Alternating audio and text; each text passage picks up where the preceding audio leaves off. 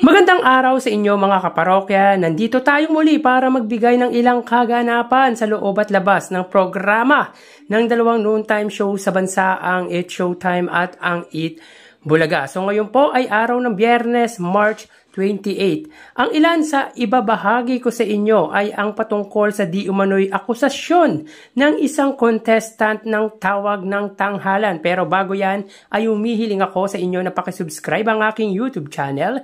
Paki-like and share na din para mas dumami pa po makapanood ng video na ina-upload po natin araw-araw. Maraming salamat po sa inyo mga kaparokya. So umpisahan natin sa pagbati ng maligayang kaarawan sa dating Pangulong Rodrigo Roa Duterte. Masakit man sabihin pero he's not okay right now mga kaparokya dahil nasa Hague nga po siya nakakulong. Masakit para sa akin mga kaparokya na makitang nililitis siya sa ibang bansa, hindi sa bansang kanyang sinilangan. Muli, ang ating pagbati sa mahal kong Pangulong si Rodrigo Roa Duterte. Sundan po natin ang ating pag-uusapan sa congratulatory para sa pelikula ni Kim Chiu at Paolo Avellino na My Love Will Make You Disappear. Dahil sa unang araw nito ay kumita lang naman sila ng 12 million. So ito ang pinakamalaking kinita ng isang pelikula ngayong taon. So congrats Kim Pao. Samantala dinumog ang unang araw ng Vice Ganda's garage sale kahapon.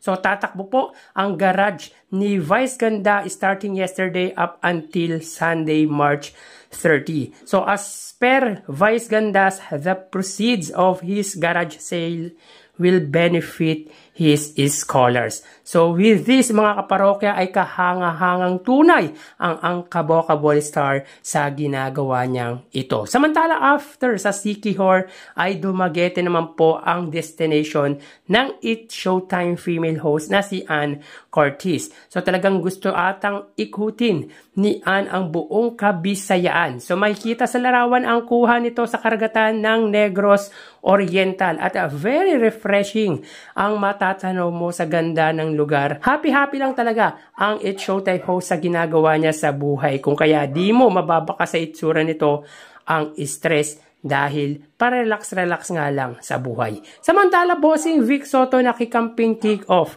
para suportahan ang anak na si Pasig City Mayor Vico Soto. So kaganina po ay ginanap ang campaign kick-off ng giting ng Pasig sa Pasig Mega Market. At dumalo nga po si bossing para suportahan ang anak. Full support ang ama, ika nga sa kanyang anak na kung saan pabiro nitong sinabi na susunod na presidente. Well, why not, di ba mga kaparokya, sa pinapakita niyang dedication in terms of public service ay pwedeng-pwede na maging pangulo ng bansa ang kanyang anak. At tanging ang nasa itaas lang ang siyang nakakaalam niyan. And speaking of Mayor Vico Soto, napakomment ito sa akusasyon ng katunggali sa pagka-mayor ng Pasig. So ayon sa kalaban nito ay naaprobahan ang aming request at makikita sa special permit na ang ibinigay sa amin na venue ay Caruncho Avenue. Paglilinaw lang po, ang LGU po ang pumili ng alternatibong lugar, hindi ang team Kaya This. Nasinagot naman po ni Mayor Vico Soto na, oh come on, choice nyo pong lumipat sa Caruncho Avenue. Kung biglaan at sapilitan ang inyong paglipat, bakit kayo may application letter para sa Caruncho westbound? Kung magkikwento na lang din kayo, ikwento nyo na po ng buo. Dishonesty So ramdam na talaga mga parokya ang eleksyon lalo na sa Pasig. Nga lang ang akusasyon sa anak ni bossing Vic Soto ay walang basihan at resibo. Which is kabaligtaran naman sa kampo ni Mayor Vico Soto dahil may resibo ito kung saan makikita ang permit mula sa City Hall at sa barangay. Well, ganyan ang politika, siraan. Pero maganda kay Mayor Vico Soto, may maipapakita talagang ebidensya. Tatahitahimik lang si Mayor Vico Soto at hindi magsasalita yan kung wala siyang ebidensya. Pero palaban yan mga kaparokya, basta't nasa tama siya, di ka uurungan ni Mayor Vico Soto. Mabait pa nga si Mayor Vico Soto kung tutusin Pero sa totoo lang, tinatawanan na lang niya yung kalaban niyang tumatakbo din ng mayor dahil sa nangyari. Alam niya na politika lang, kaya sumusunod lang din siya sa agos. Mahal ng taga-Pasig si Mayor Vico Soto na kahit walang dalang ayuda, dinudumog. Samantala, very controversial ang nangyari sa Tawag ng Tanghalan last Wednesday episode dahil may isang contestant ng nasabing segment ng It's Showtime na may cooking show na nangyari or let's say dayaan.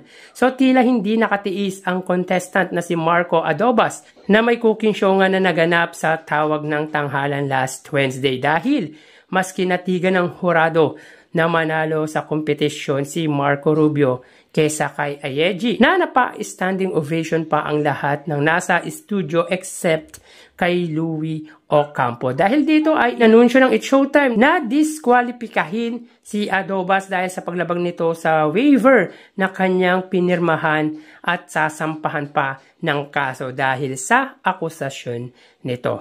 Well, napanood ko naman din yung Tawag ng Tanghalan last Wednesday at base sa performance ni Marco Rubio at Ayeji ay nag-stand up naman talaga ang dalawa. Pero Ayeji ako in terms of performance. Magaling si Ayeji that time at talagang mapapa-standing ovation ka kung ikaw ang manunood or yung makikinig. Nga lang, iba ang pananaw ng punong hurado. Anyway, business is business. Malaki ang fandom ni Marco. At mas nakikita kong may charm si Marco Rubio kesa kay Ayeji. Pero about naman po sa contestant na nag-akusa, wala na po tayong magagawa dyan. Pumirma po siya ng waiver at dapat niya pong respetuhin ang kanyang pinirmahan. Pero nire-respeto po natin kung ano ang nararamdaman ni Marco Adobas, yung contestant na nag-akusa. Anyway, hanggang dito na lang po tayo. Magsiingat po tayo mga parokya.